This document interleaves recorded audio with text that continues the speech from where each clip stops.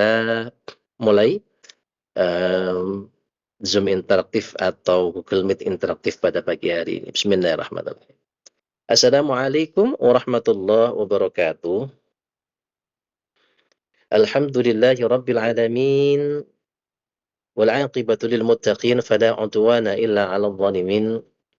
Allahumma shalli wa sallim wa barik ala sayyidina Muhammadin wa ala alihi wa sahbihi wa man tabi'ahum bi ihsanin ila yaumiddin. Rabbi shrah li sadri wa yassir li amri wahlul 'uqdatam min lisani yafqahu qawli, amma ba'du. Sobat Quran, bunda-bunda yang dirahmati Allah Subhanahu wa taala, syukur alhamdulillah pada pagi hari ini di bulan Ramadan yang kita sudah melangkah di hari yang ke berapa ini? Ke-7 atau ke-8 ini? Masya Allah.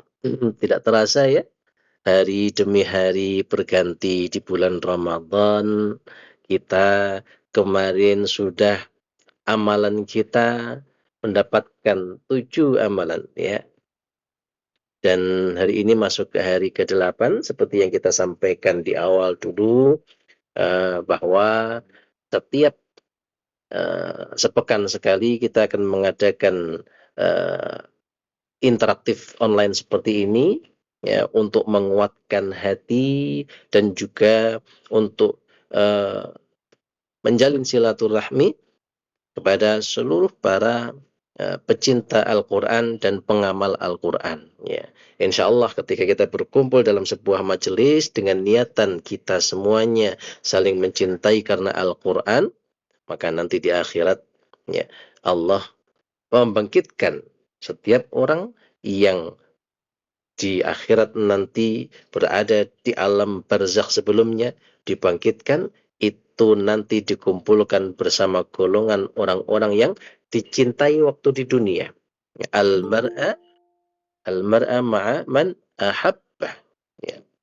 Setiap orang itu akan dibangkitkan bersama dengan orang yang dicintainya atau sesuatu yang dicintainya. Maka ketika kita semuanya di dunia mengikrarkan diri kita untuk mencintai Al-Quran, mencintai majelis Al-Quran, itu kita berharap nanti di akhirat kita semuanya akan dikumpulkan bersama dengan orang-orang yang mencintai Al-Quran. Gitu. Jadi di akhirat nanti itu kita akan berkelompok-kelompok. Sama seperti di dunia ini, di hutan, binatang atau hewan itu dikelompok-kelompokkan, mereka memiliki komunitas sendiri-sendiri. Ada zebra sendiri, ada gajah sendiri, ya, ada singa sendiri, ya, dikelompok-kelompokkan sesuai dengan jenis-jenisnya. Dan nanti di akhirat sama seperti itu. Kita nanti tidak sendiri-sendiri nafsi-nafsi begitu, tapi terkumpul dalam sebuah kelompok-kelompok. Makanya termasuk bahkan ketika nanti masuk ke dalam neraka, di dalam surat Al-Mulk dijelaskan, idza ulqu fiha sami'u laha syahiqaw wa hiya tafur. Idza ulqu, ketika dilemparkan, fiha sami'u lah, dilemparkan itu tidak sendiri tapi di dalam satu kelompok. Ya, kelompok ini masuk ke dalam neraka. Begitu juga yang di dalam surga. Masuk dalam surga kelompok golongan apa? Golongan orang dermawan, golongan ahli ilmu, golongan ahli sedekah, golongan ahli Quran, begitu. Nah, kita berharap kita nanti berada di dalam golongan ahlul Quran. Amin. Allahumma amin. Ya. Kita patut bersyukur pada pagi hari ini. Kita berkumpul bersama di sini di dalam komunitas pengamal Al-Quran. Pagi hari ini kita di waktu subuh, ya, kemudian di bulan Ramadan, di waktu yang mulia, insya Allah berkumpul semuanya. Bulannya bulan yang mulia, waktunya waktu yang mulia, yang dipelajari adalah Al-Quran yang mulia. Berkumpul bersama orang-orang yang mulia insya Allah, yang sama-sama mencintai Al-Quran. Dari terkumpulnya kemuliaan-kemuliaan itu kita Semuanya patut mensyukurinya dengan mengucapkan apa? Alhamdulillahi Rabbil Alamin. Karena tidak semua orang mendapatkan kesempatan untuk bisa berkumpul bersama dalam keadaan niatan untuk thalabul ilmi. Ya, makanya kenapa disebutkan dalam hadis ya bahwa para keluarganya Allah yaitu ahlul Quran ya, ahlul Quran kata Rasulullah hum ahlullah, mereka itulah keluarganya Allah, dan di hadis itu diakhiri dengan kalimat wa khassatuh, orang-orang yang terpilih ya. Maka kita patut bersyukur ya, Allah memilih kita sebagai ya, siapa itu ahlul Quran? Apakah ahlul Quran itu hanya yang menghafalkan Al-Quran? Apakah hanya yang membaca Al-Quran? Ya, ternyata di dalam hadis yang lain ya, syarah atau penjelasan dari hadis yang ini, yang dimaksud dengan ahlul Quran adalah orang yang setiap harinya mengamalkan Al-Quran. Ya. Bukan yang menghafalkan atau membaca, bukan. Tapi yang dimaksud dengan ahlul Quran adalah orang yang mengamalkan. Ya. Mengamalkan, dan alhamdulillah kita semuanya yang berada di dalam grup ini ya, pada pagi hari ini adalah orang-orang yang berniat mengazamkan diri, bertekad untuk mengamalkan isi dari Al-Quran dengan ya, perilaku kita sehari-hari. Salawat salam kita haturkan kepada junjungan kita Nabi Agung Nabi Muhammad sallallahu alaihi wasallam biqaulina Allahumma shalli wa sallim mubarik alaihi wa ala alihi. Mudah-mudahan kita semuanya mendapatkan syafaat yaumil hadza ila yaumil qiyamah. Amin ya rabbal alamin. Baik, mengawali perjumpaan kita pada pagi hari ini, mari kita buka bersama-sama dengan bacaan Ummul Kitab. Semoga apa yang akan kita lakukan pada pagi hari ini membawa berkah, manfaat, dan yang paling utama mendapatkan ridho dari Allah Subhanahu wa taala. Li ridhaillah wa fi syafaati Rasulillah sallallahu alaihi wasallam wa ala hadhihi niyyah wa ala kulli niyyatin salihah. Al-Fatihah. A'udzu billahi minasyaitonir rajim. Bismillahirrahmanirrahim. Alhamdulillahi rabbil alamin.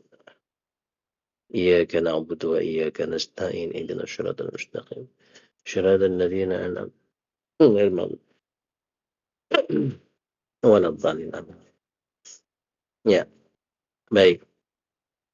Bunda-bunda sekalian, ya. Ini program baru kami, ya, yaitu Miracle of Quran eksklusif untuk mengajak kita semuanya ya, bersama-sama menyemangati, memotivasi, mengamalkan Al-Quran ayat demi ayat. Karena kalau kita selama ini bingung bagaimana ya cara pengamalan Al-Quran yang bisa memunculkan keajaiban, miracle. Ya. Bukankah Al-Quran itu miracle, mukjizat dalam bahasa Inggrisnya. Ya. Nah, mukjizat yang diturunkan oleh Allah kepada Nabi Muhammad, dan satu-satunya mukjizat yang diterima oleh seorang nabi, seorang rasul yang bisa diwariskan kepada umatnya. Mukjizat ini yang bisa diturunkan kepada umatnya ila akhir zaman. Maka siapapun yang berinteraksi dengan Al-Quran, dia akan mendapati miracle dalam kehidupannya. Ya. Tentu kita manusia bukan mukjizat namanya ya, karena mukjizat itu untuk nabi. Tapi miracle, miracle paling tidak keajaiban lah. Ya, keajaiban mungkin selama ini yang hidupnya merasa kok banyak tekanan, mungkin yang hidupnya penuh dengan liku-liku persoalan yang ada, ya. Kemudian jauh dari Al-Quran, punya hajat tapi merasa tidak bisa tercapai. Nah, dengan kita mengamalkan Al-Quran, insya Allah keajaiban akan didatangkan oleh Allah kepada kita. Karena hadis Rasulullah jelas, man syaghalahul Qur'an an dzikri wa mas'alati, barang siapa yang sibuk mengamalkan Al-Quran setiap hari sampai dia lupa untuk berzikir dan berdoa meminta kepada Allah, maka a'taituhu afdhala ma'u'tis sayatin. Orang ini akan mendapatkan, ya, apa yang dia inginkan lebih afdol, lebih utama dibandingkan yang didapatkan oleh orang yang meminta atau orang yang berdoa kepada Allah. Gitu. Ya. Jadi harus yakin kita. Kita harus yakin bahwa pada saat kita sibuk setiap hari mengamalkan Al-Quran, nanti akan mendapati keajaiban di dalam kehidupan kita. Ya. Nah, analoginya seperti ini. Bunda-bunda sekalian punya putra ya, punya putra-putri ya, Bu Fauziana, Bu Upi, Bu Jubaidah, Bu Icih, punya putra ya atau punya putri di rumah?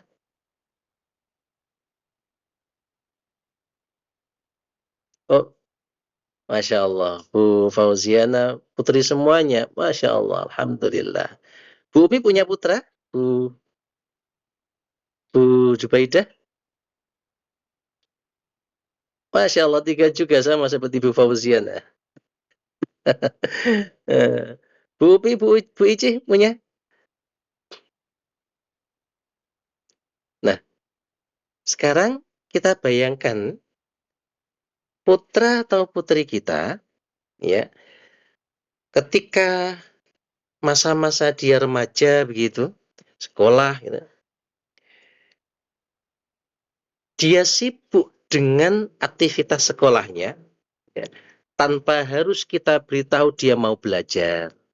Kemudian pulang dari sekolah, dia tanpa diperintahkan mau membantu kita sebagai orang tuanya, entah itu cuci piring, entah itu menyapu rumah, bersih-bersih kamar, gitu, membantu memasak. Pas kita sedang memasak gitu, tiba-tiba dia datang, "Mah, pengen apa? Butuh apa? Saya bantu ya." Misalnya seperti itu. Dia bantu cuci piring, cuci baju, atau kan dia bantu setrika tanpa kita minta.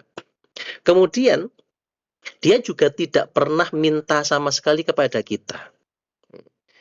Tapi dia terus melakukan kebaikan-kebaikan itu. Nah, kemudian kita tahu dia berangkat ke sekolah itu dia butuh sepeda motor misalnya. Ya. Tapi dia tidak minta. Dia tidak minta sama sekali. Dia mungkin berangkatnya bareng teman. Ya. Padahal dengan naik sepeda motor itu tetap aman kondisinya. Ya. Kemudian sudah punya apa namanya, sudah layak untuk memiliki SIM, katakanlah dia bisa naik sepeda motor, sudah usianya sudah mencukupi. Nah, dia tidak minta sama sekali.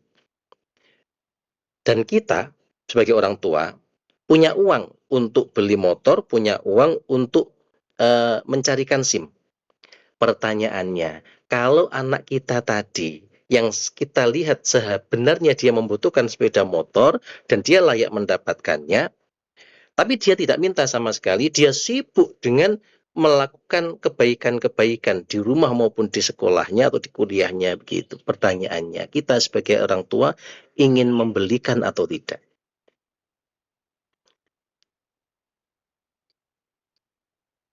Pasti kita ingin membelikannya. Betul ya. Karena apa? Karena dia sudah melakukan berbagai macam kebaikan setiap hari tanpa kita perintahkan. Atau dia butuh handphone karena handphonenya itu handphone bekas dari kakaknya mungkin yang memorinya sudah penuh atau sudah lecet-lecet, dia membutuhkan handphone, tapi dia tidak minta kepada kita. Nah, dia membutuhkan itu dan kita tahu itu. Tanpa kita minta, pasti kita akan memberikannya handphone sesuai dengan kemampuan keuangan kita. Bayangkan, Allah Subhanahu wa Ta'ala zat yang maha kaya, yang kekayaannya tidak terbatas. Ketika melihat hambanya sibuk melakukan kebaikan, sibuk mengamalkan Al-Quran tanpa minta kepada Allah, sedangkan bukankah Allah maha tahu kebutuhan kita? Ya. Kita saja tahu anak kita membutuhkan sesuatu, ya, apalagi Allah. Tapi kita sibuk dengan Al-Quran. Pertanyaannya, apakah mungkin Allah tidak akan memberikannya? Sedangkan orang itu tadi adalah keluarganya Allah, yaitu yang sering mengamalkan dan sibuk mengamalkan Al-Quran. Gitu. Nah, sebaliknya coba kita analogikan. Ada seorang anak, dia bilang kepada ibunya, "Mama, Ibu, Umi, aku butuh handphone karena untuk mengerjakan tugas di sekolahan, handphone saya udah rusak," gitu kan. Kemudian ya karena kita sebagai orang tua penuh dengan belas kasihan begitu kan, kita belikan handphone anak kita. Tapi ternyata handphone itu digunakan selain untuk mengerjakan tugas ya, digunakan untuk ngegame, digunakan untuk hal-hal yang tidak berguna, scroll-scroll TikTok yang tidak manfaat dan lain sebagainya, sampai dia lupa untuk melakukan sesuatu yang harusnya menjadi kewajibannya di rumah. Misalnya, suatu ketika kita panggil dia, "Nak, tolong belikan ke pasar ya, atau belikan ke toko sebelah, Bunda butuh dibelikan ini untuk masa ini." Ternyata dia dipanggil nggak mau menyaut, ya, tidak mau menjawab. Dipanggil 3 kali tidak menjawab. Kita lihat ternyata dia asik mainan handphone. Kita datang ke dia, pertanyaannya, kita ambil handphonenya atau dibiarkan? Oke, kalau kita ambil handphonenya dalam kondisi sangat marah ataukah lemah lembut? Pasti dengan sangat marah karena emosi, gitu ya. Handphone diambil, padahal dulu handphone yang ngasih siapa? Yang ngasih kita. Pertanyaannya, ketika kita memohon kepada Allah, "Ya Allah, saya membutuhkan ini, membutuhkan itu, saya membutuhkan uang ini untuk kebutuhan ini, itu, dan lain sebagainya." Diberikanlah oleh Allah. Diberikan rumah yang layak, diberikan kendaraan, diberikan kecukupan. Tapi ternyata harta yang kita miliki, rezeki yang kita dapatkan, itu menjadikan kita lalai terhadap melakukan perintah dari Allah. Kemudian Allah pantas tidak kalau kemudian mengambil kembali, ya, kita memiliki banyak persoalan, kita memiliki banyak kesulitan dikarenakan karena kelalaian kita itu tadi. Ya. Kemudian kita mengatakan, "Allah, kenapa engkau membuatku seperti ini? Allah jahat," dan sebagainya. Seperti anak kita tadi, "Mama jahat, mama nggak sayang sama aku, handphoneku diambil," dan sebagainya. Nah, itulah gambarannya orang-orang yang disibukkan dengan mengamalkan Al-Quran. Kita semuanya berharap langkah kecil kita, ya, langkah kita di dalam mengamalkan Al-Quran melalui program Miracle of Quran eksklusif ini, kita amalkan satu ayat demi satu ayat, tidak perlu banyak-banyak. Karena Allah lebih menyukai amalan yang sedikit tapi rutin. Ahabbul a'mali ilallahi ta'ala adwamuha wa inqal. Amalan yang paling dicintai, lihat redaksi hadis ini. A apa namanya, ahabbul a'mali, ada kata ahabbu, dari kata hub. Hub itu artinya cinta. Diawali dengan alif atau hamzah. Ahabbu itu artinya adalah paling, paling, dicintai, ya. Jadi amalan yang paling dicintai oleh Allah adalah amalan yang adwamuha, yang dirutinkan, yang diistiqomahkan, wa inqal, meskipun itu sedikit. Maka kita amalkan ini secara rutin meskipun sedikit, satu ayat, ketemu sampai 7 hari berarti 7 ayat. 7 ayat berarti 7 amalan. Kelihatannya kecil, sepele. Sama seperti anak kita tadi, setiap hari dia ya rutin nyuci piring, itu aja misalnya, atau nyapu, itu aja. Tapi dia rutin lakukan kebaikan-kebaikan kecil itu, kita melihat anak kita menunjukkan keistiqomahan di dalam melakukan kebaikan. Sama seperti Allah melihat kita memiliki keistiqomahan untuk berjuang mengamalkan Al-Quran. Kalau sudah seperti itu, jangan pernah khawatir dengan kehidupan kita. Allah mencukupinya. Ya. Bukankah Allah itu mencukupi kebutuhan seluruh makhluk yang ada di muka bumi? Manusia siapapun itu dicukupi oleh Allah, bahkan yang durhaka sekalipun. Ya. Kita saja yang sering melakukan maksiat, sering melakukan dosa. Bukankah kita di pagi harinya Allah masih dengan penuh kasih sayang membangunkan kita? Ya. Berharap kita bisa bertaubat kembali, bisa fafiru ilallah, mendekatkan diri kepada Allah meskipun kita melakukan kemaksiatan. Apalagi orang-orang yang setiap harinya mengamalkan Al-Quran. Bukankah Allah akan semakin cinta kepada kita?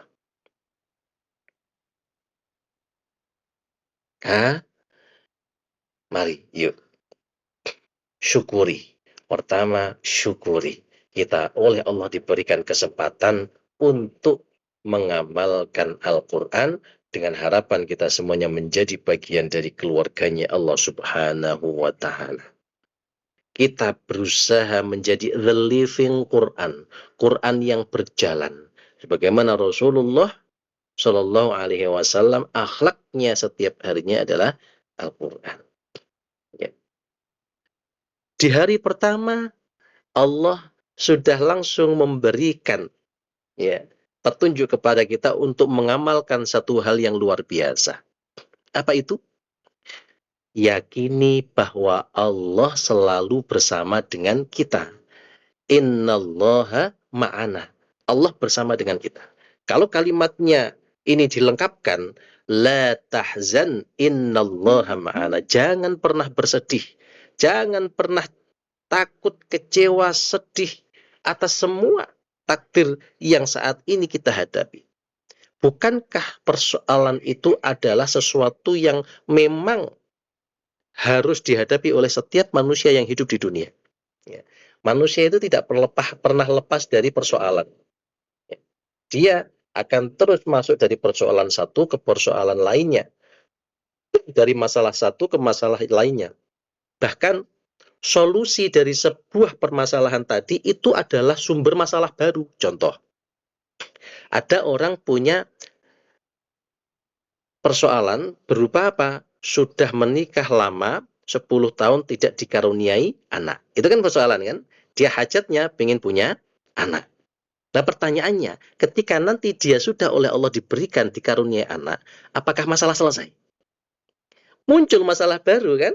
Anak ini nanti setiap harinya harus dirawat, nangisnya, sakitnya, ya. Kemudian dia semakin tumbuh lebih dewasa lagi, ya.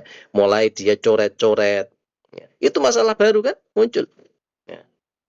Jadi setiap solusi dari sebuah permasalahan itu adalah sumber dari permasalahan yang baru. Contoh, orang sebelumnya tidak punya pekerjaan, dia berdoa, ya Allah saya ingin mendapatkan pekerjaan. Ketika dia diberikan oleh Allah pekerjaan, apakah persoalan selesai? Tidak, muncul persoalan yang baru.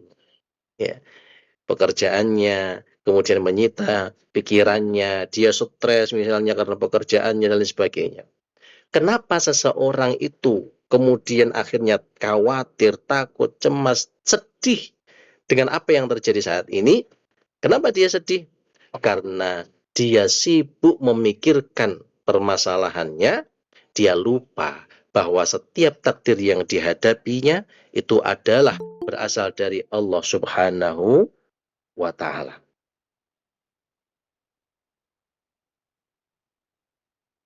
Ya,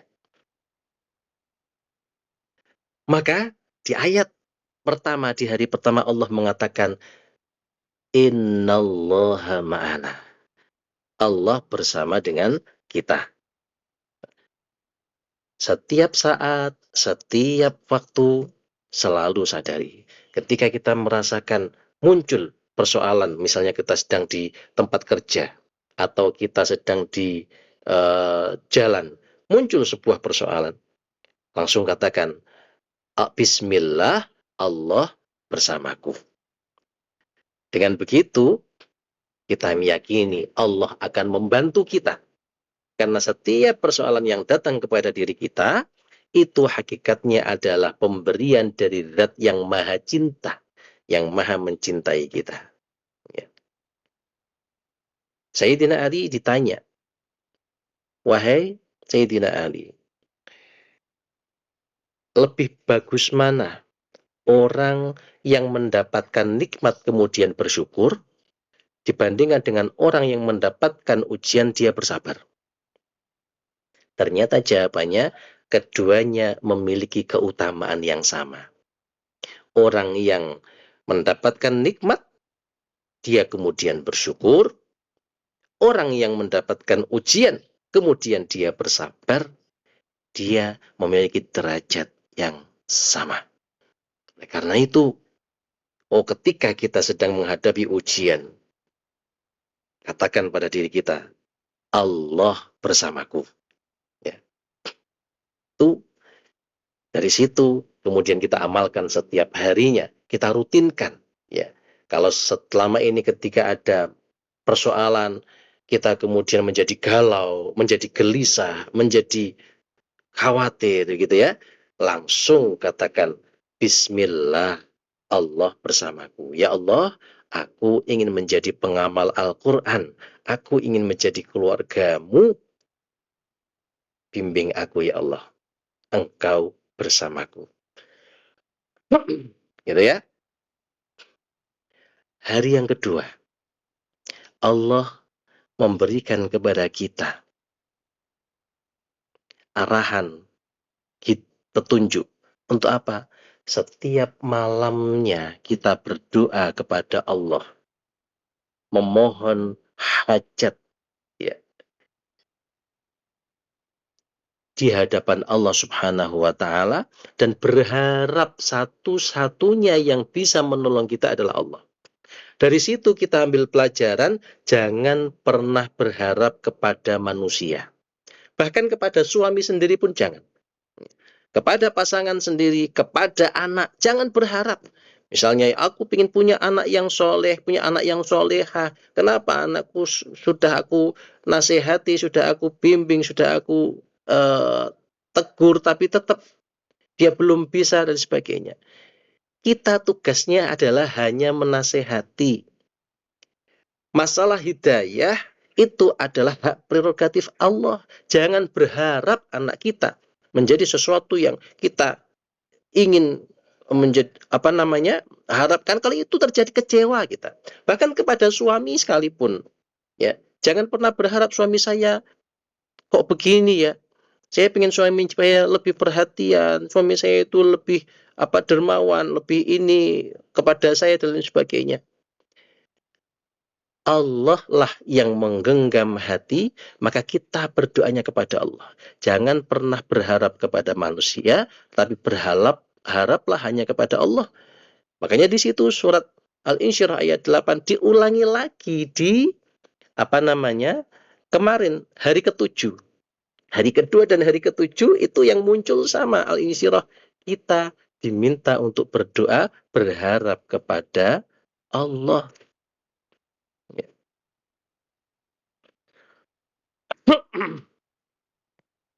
titipkan penuh harapan kita. Penuh itu artinya 100%, semuanya pasrahkan kepada Allah. Kita tidak perlu memikirkan, ya, biarlah Allah yang mengaturnya. Nanti akan datang keajaiban ketika kita sudah memasrahkan kepada Allah. Seringkali kita pusing dengan kehidupan kita karena kita merasa bisa mengatur hidup kita, gitu. Kalau kita melakukan ini nanti hasilnya begini. Kalau saya nanti ikhtiarnya begini, pasti hasilnya seperti ini. Tidak bisa seperti itu. Sama seperti ketika kita handphone kita rusak, ya. Ketika handphone kita rusak, kita ingin memperbaikinya. Entah itu misalnya ya, handphonenya hang begitu.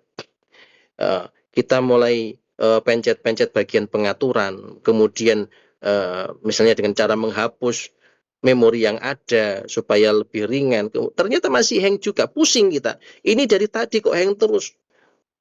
Kita berusaha untuk memperbaiki handphonenya. Akhirnya pusing sendiri. Nah, siapa yang lebih ahli di dalam menyelesaikan trouble yang ada di handphone? Tentu adalah tukang handphone.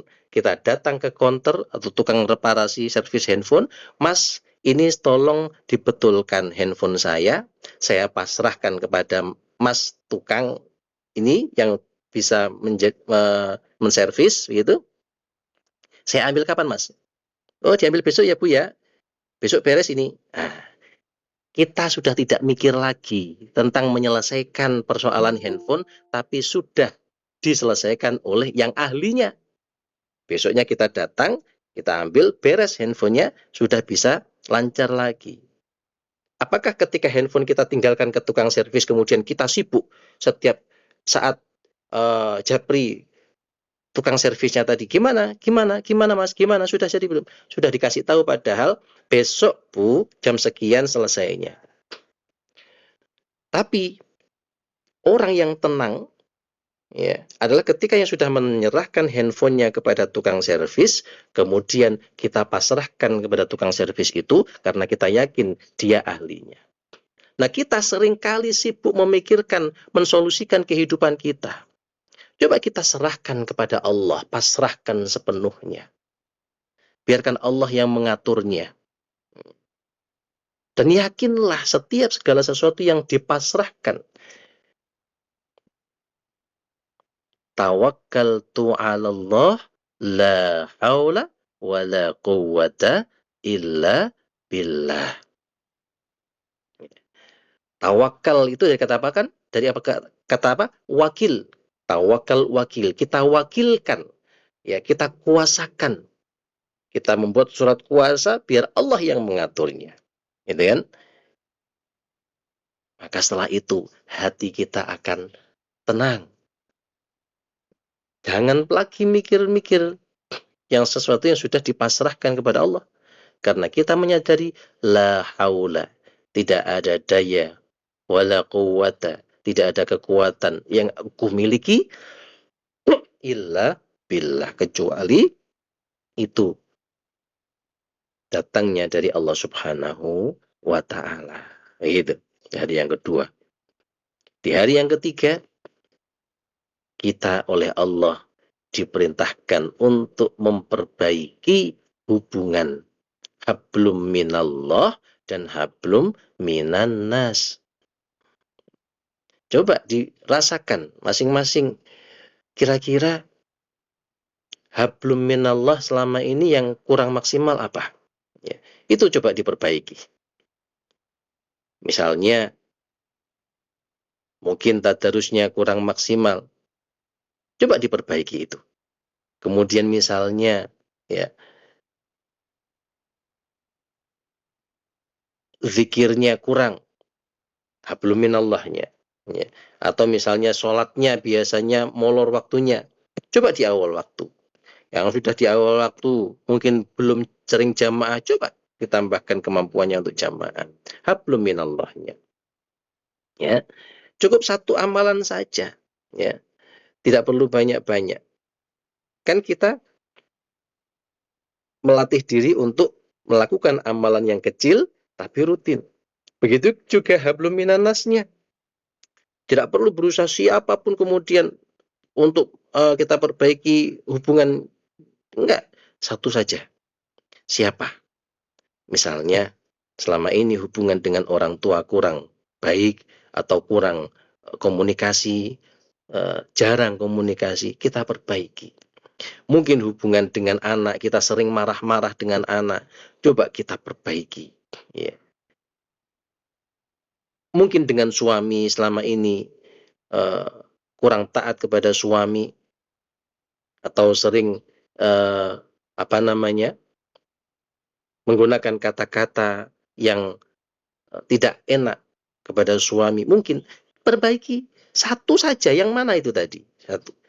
Allah memerintahkan kepada kita untuk memperbaiki hablum minallah dan hablum minannas masing-masing satu saja. Itu, ya. Nah, ini yang berikutnya ini, yang nomor 4 ini. Bersedekah atau berinfak dengan sedekah yang terbaik. Lan tanalul birra hatta tunfiqu mimma tuhibbun. Tidaklah dianggap sebagai sebuah kebaikan yang sempurna sehingga kita mampu untuk melakukan kebaikan yang terbaik yang tuhibbun. Nah, tuhibbun itu yang kita cintai. Ya. Tunfiqu itu kita berinfak mimma tuhibbun dari apa yang kita cintai. Jadi kita mau sedekah itu rasanya berat banget. Ya, ini sesuatu yang saya cintai. Saya itu berat kalau mau mengeluarkan. Ya. Nah, itu lakukan satu kali sesuatu yang berat itu, ya, nanti Masya Allah keajaibannya luar biasa itu. Ya. Jadi kalau belum melakukan, ya, coba dilakukan di hari berikutnya. Tapi kalau sudah melakukan, misalnya saya sudah oke, ini berat, Bismillah, sudah saya sedekahkan sesuatu yang saya cintai dengan berat karena memang nominalnya besar misalnya. Nanti tunggu keajaiban Allah. Tapi setelah itu lepaskan, ya, lepaskan. Dah, ini saya berharap semoga Allah ridha dengan apa yang saya lakukan, ya, karena ini perintah dari Allah. Begitu, ya.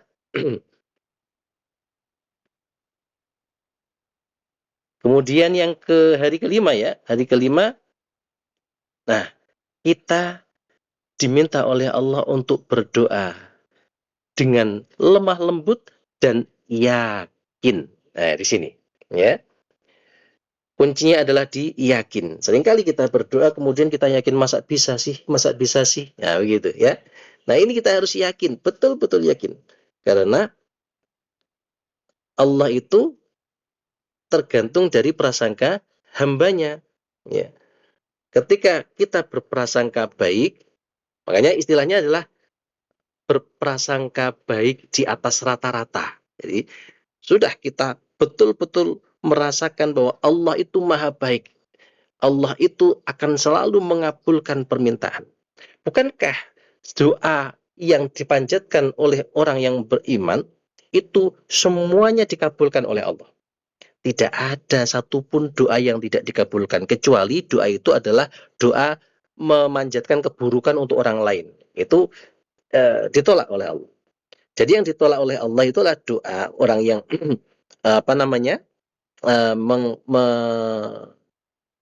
mendoakan keburukan, ya, melaknat, dan yang kedua doa yang dipanjatkan oleh orang yang memakan harta haram.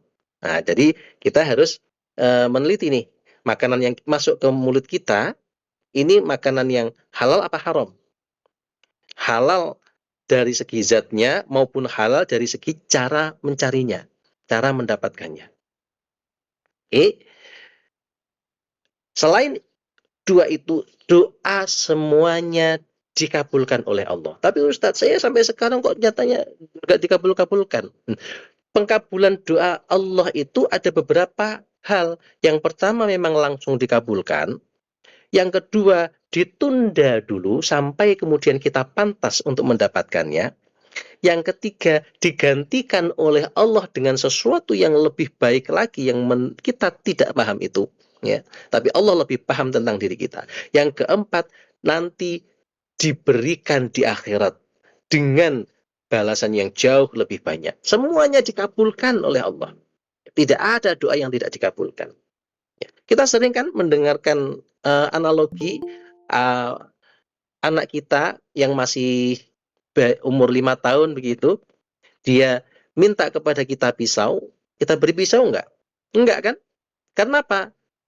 Karena kita tahu kalau kita berikan pisau ke dia, nanti itu akan mencelakai dia. Makanya kita itu ketika saat ini merasa ya doa kita kok belum dikabulkan oleh Allah, itu lihat apakah kita pantas mendapatkannya atau tidak. Ya. Bisa jadi kita belum pantas, kemudian kita oleh Allah ditunggu untuk memantaskan diri. Ya. Anak umur 5 tahun, ya umur 12 tahun, minta sepeda motor. Ya. Orang tuanya tidak berani memberikan kepada anaknya. Apakah ketika anak itu minta sepeda motor, kemudian kita tidak beri, berarti kita tidak sayang? Tidak. Justru karena kita sayang kepada dia, takut itu nanti yang kalau diberikan mencelakainya. Sama seperti kita mungkin ketika berdoa kepada Allah, oleh Allah tidak berikan dulu. Bahaya ini nanti kalau kita diberikan sesuatu yang sesuai dengan doa kita, justru kemudian kita malah celaka. Kita lalai, kita sering melakukan kemaksiatan, kita jauh dari Allah. Allah itu sayang kepada kita, ya. Jadi ditunda dulu sampai kita bisa memiliki kepantasan di sana. Nah, bisa jadi kemudian digantikan oleh Allah sesuatu yang lebih bermanfaat untuk kita, ya. Dan itu menjadikan diri kita memiliki sesuatu kapasitas yang besar sehingga kemudian pantas untuk mendapatkan apa yang kita doakan tadi.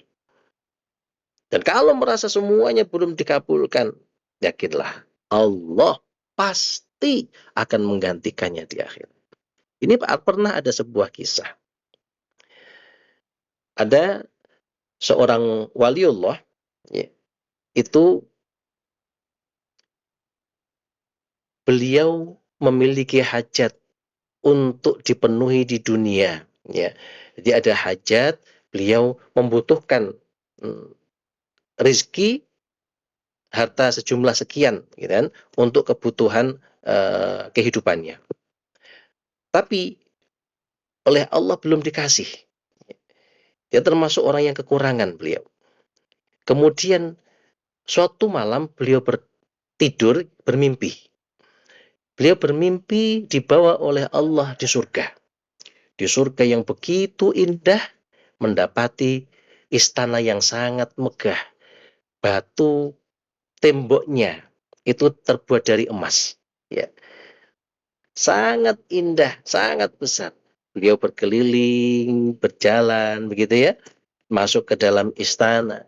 Beliau tanya kepada malaikat yang mengantar beliau, ini apa ini? Istananya siapa? Oh, ini istanamu, begitu. Nah, engkau sudah mendapatkan surga ini. Nah, sampai ketemu di suatu pojok tembok istana itu tiba-tiba dia melihat ada tembok yang berlubang satu bata begitu. Nah, ini kemudian dia bertanya, ini kenapa kok berlubang? Kata malaikat tadi, itu diambil satu untuk mencukupi kebutuhanmu waktu di dunia. Sehingga mengurangi keindahan istana. Dia bilang, sudah nggak apa-apa, saya di dunia nggak usah diberikan, di akhirat saja. Ya, itu kalau waliullah seperti itu. Kalau kita coba, kemudian kita bermimpi mendapati istana ada lubang satu, gimana? Oh nggak apa-apa, dipakai aja untuk di dunia, gitu kan ya. Artinya apa? Ketika kita memohon kepada Allah, yakinlah bahwa Allah itu mengabulkan doa kita. Jadi ketika kita berdoa itu kita merasa diri kita lemah, ya Allah, diri kita eh, manusia yang membutuhkan Allah. Fakir, fakir itu membutuhkan. Kita membutuhkan Allah.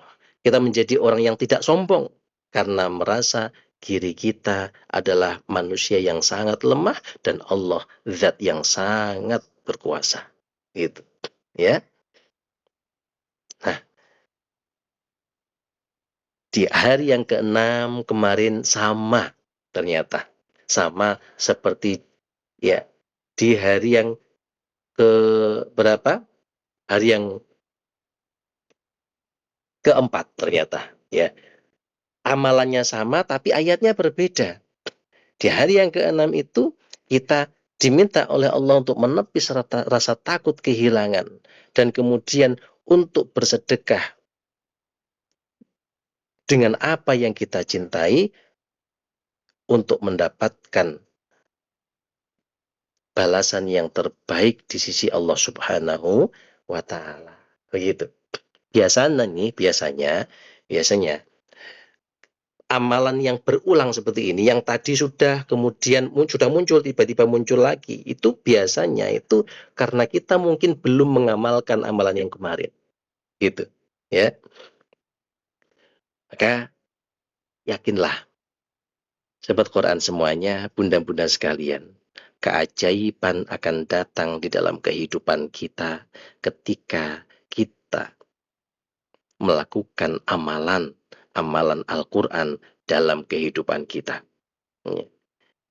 Karena frekuensi Al-Quran itu adalah frekuensi yang sangat tinggi. Jadi di dalam keilmuan itu ada tingkat frekuensi rendah, sedang, tinggi. Gitu. Ketika kita sudah berada di frekuensi yang tinggi, berbagai macam keajaiban akan datang. Sedangkan ketika berada di frekuensi rendah, rendah itu apa? Rendah itu mengeluh, takut, depresi, stres, gitu ya. Tapi kalau sudah berada di level yang frekuensi tinggi, frekuensi di atas 300 begitu, itu adalah frekuensi tenang, frekuensi damai, frekuensi penuh dengan rasa syukur. Disitulah Al-Quran berada. Ketika kita mengamalkan Al-Quran, kita mendapati ketenangan dalam batin kita. Nah, pada saat itulah kemudian rezeki, keajaiban akan datang. Ini sesuai, relate dengan ayat surat Ibrahim ayat 7. La in syakartum la azidannakum. Barang siapa yang bersyukur, maka akan ditambahkan nikmatnya. Bersyukur itu gimana? Berada di level Al-Quran ini. Level yang tinggi, level di atas 300. Levelnya orang yang tenang, levelnya orang yang damai. Makanya kenapa di surat Al-Fajr dikatakan, Ya ayyatuhan nafsul mutmainnah irji'i ila rabbiki radiyatan mardiyah fadkhuli fi ibadi wadkhuli jannati. Ya ayyatuhan nafsul mutmainnah, wahai jiwa-jiwa yang mutmainnah. Mutmainnah itu tenang, damai, gitu kan? Jadi nafsu itu ada 3. Nafsul lawamah yang tingkat bawah, yang depresi, yang takut, ya, yang tertekan, ya, itu lawamah. Kemudian di tengah ada nafsul amarah, nafsu yang menggebu-gebu, marah, ya, nafsu amarah. Yang ketiga, yang tingkatan tertinggi nafsunya namanya nafsul mutmainnah, jiwanya jiwa yang tenang. Wahai jiwa-jiwa yang tenang, irji'i ila rabbiki radiyatan mardiyah. Kembalilah kepada Tuhanmu, kepada Rabbiki. Kenapa bukan Rabbika? Kenapa Rabbiki? Karena kalau K itu digunakan untuk mudzakkar, laki-laki. Kalau ki itu digunakan untuk selain mudzakkar, selain laki-laki. Nah, ini merujuk pada nafsul tadi. Jadi nafsul itu adalah sesuatu yang bukan manusia, laki-laki, dia sesuatu yang nafsul itu jiwa Jiwa, wahai jiwa yang tenang, irji'i ila rabbiki, kembalilah kepada Tuhanmu, radiyatan mardiyah, dengan penuh ridho, engkau ridho, dan mardiyah, engkau mendapatkan ridho dari Allah. Nah, yang dimaksud ridho itu apa? Nerima atas pemberian Allah. Ridho itu senang atas takdir Allah. Ketika kita sudah senang dengan kondisi kehidupan kita saat ini, kita ridho, puas dengan pemberian Allah, tidak mengeluh, tidak menggerutu, tidak khawatir kekurangan. Kita senantiasa bersyukur kepada Allah. Ridho, terima kasih ya Allah, Engkau sudah memberikan aku kehidupan yang sangat layak ya Allah. Ketika kita ridho, maka Allah akan ridho kepada kita. Fadkhuli fi ibadi wadkhuli jannati. Fadkhuli fi ibadi, masuklah kepada golongan hamba-hambaku, bersama hamba-hambaku yang tenang, hamba-hambaku yang ridho, masuklah ke situ, maka kamu akan wadkhuli jannati, masuk ke dalam surga.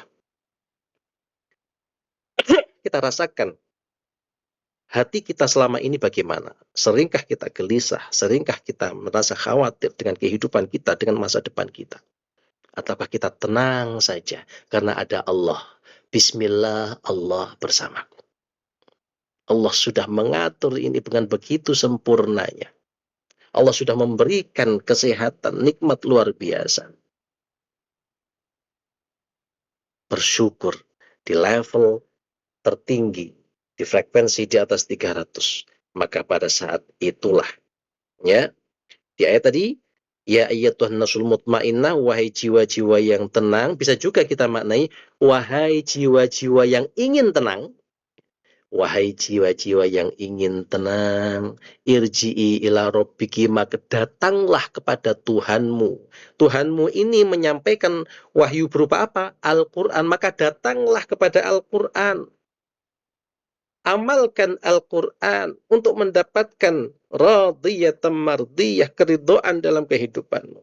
Maka kalau engkau ingin tenang, amalkan Al-Quran, ridholah dengan takdirmu saat ini, maka engkau akan mendapati dirimu bersama golongan orang-orang yang tenang tadi, dan dirimu berada di dalam surga.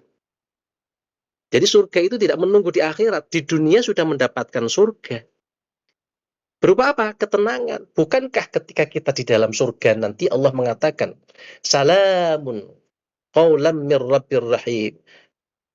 Ucapan salam, keselamatan, itu disampaikan kepada orang-orang yang berada di dalam surga. Orang kalau di dalam surga sudah tenang, tidak khawatir, tidak gelisah.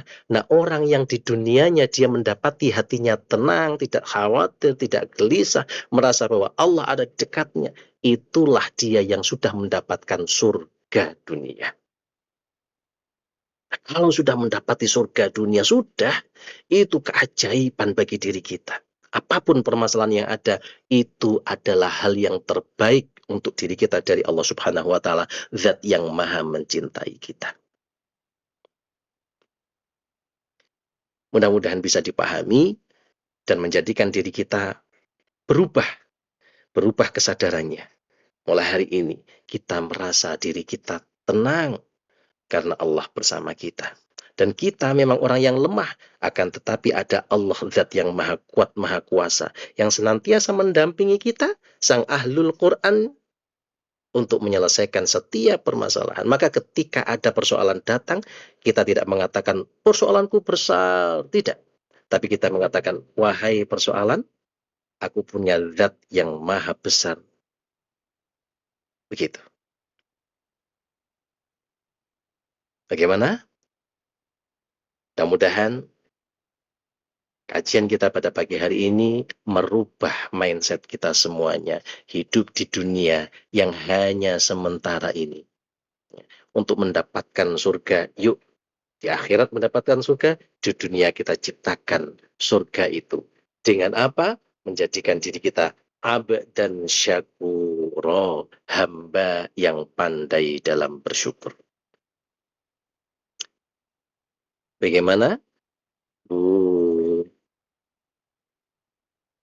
Ratna Dewi, Bu Upi, ada Bu Jubaidah, Bu Kostia. Alhamdulillah bisa masuk ya ini tadi.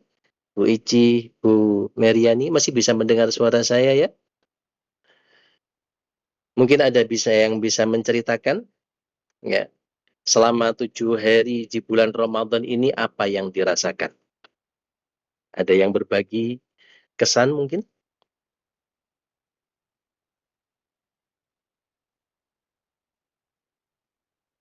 Bu Ratna? Bu Ratna dari kota mana, Bu?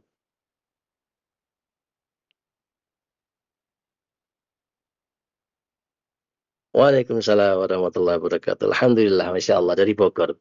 Ya. Eh, Bu Ratna Dwi mungkin punya kesan di dalam mengamalkan Al-Quran di bulan Ramadan ini.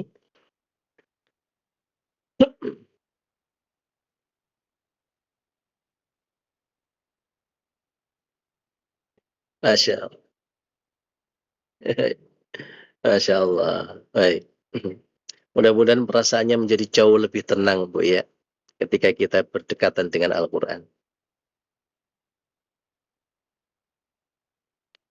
Alhamdulillah. Ya. Dan insya Allah kita setiap sepekan sekali ya kita akan eh, mencas hati kita, supaya kita menjadi orang-orang yang tenang dalam kehidupan kita. Dan keajaiban itu akan datang ketika hati kita tenang. Bukankah Nabi Musa itu ketika berdoa kepada Allah pada saat menghadapi Fir'aun, apa yang didoakan Nabi Musa? Rabbis shrahli sadri wa yassirli amri. Ya. Kenapa bukan Rabbi yassir amri kemudian israh sadri? Kenapa tidak dibalik seperti itu? Ternyata redaksinya memang seperti itu yang tepat. Rabbis shrahli sadri. Ya Allah, lapangkan dadaku, tenangkan jiwaku. Karena ketika dada sudah lapang, hati sudah tenang, nanti yang berikutnya muncul adalah wayasirli amri, dimudahkan urusan.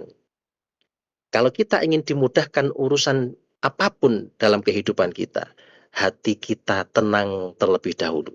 Ya. Coba kalau kita sedang kehilangan kunci misalnya, ya, atau kehilangan kacamata, itu biasanya kalau kita gelisah, kita sedang bingung gitu, nyari ketemu nggak? Nggak ketemu. Tapi begitu kita sudah lama, agak lama gitu, hati kita sudah tenang gitu, tiba-tiba, oh di situ tempatnya ternyata gitu. Ya, kenapa bisa ketemu? Hatinya sudah tenang. Ketika hati gelisah, nanti berbagai persoalan tidak akan bisa diselesaikan. Akan tetapi ketika hati sudah tenang, gitu, tiba-tiba saja muncul, ya, solusi-solusi muncul, keajaiban-keajaiban muncul. Ya, maka dengan Al-Quran kita berharap ya, kebahagiaan itu hadir di dalam hati kita dan keajaiban bisa tergapai. Ya. Tentu itu adalah kehidupan di dunia dan nanti kebahagiaan yang paling hakiki adalah kehidupan di akhirat.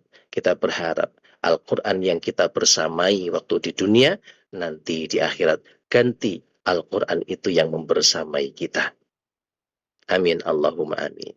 Begitu, bunda-bunda sekalian, pagi hari ini kita sudah mendapatkan ya, pelajaran dari Allah Subhanahu wa Ta'ala dari 7 ayat yang kita amalkan kemarin.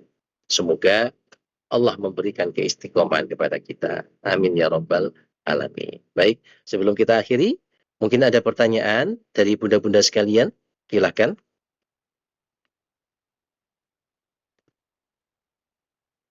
Cukup ya? Tidak ada?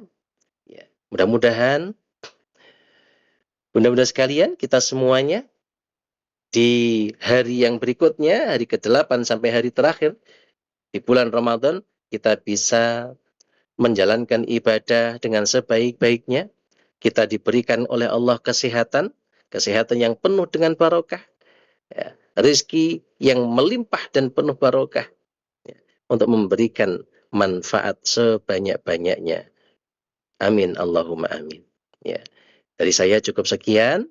Mudah-mudahan bermanfaat bagi semuanya. Mohon maaf apabila ada hal yang kurang berkenan. Saya akhiri ya. Kita tutup bersama-sama dengan doa kafaratul majlis.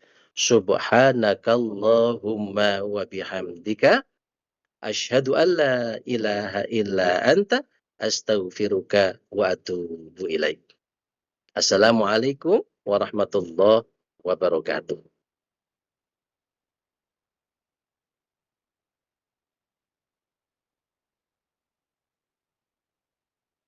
Amin. Amin amin. Amin ya rabbal alamin.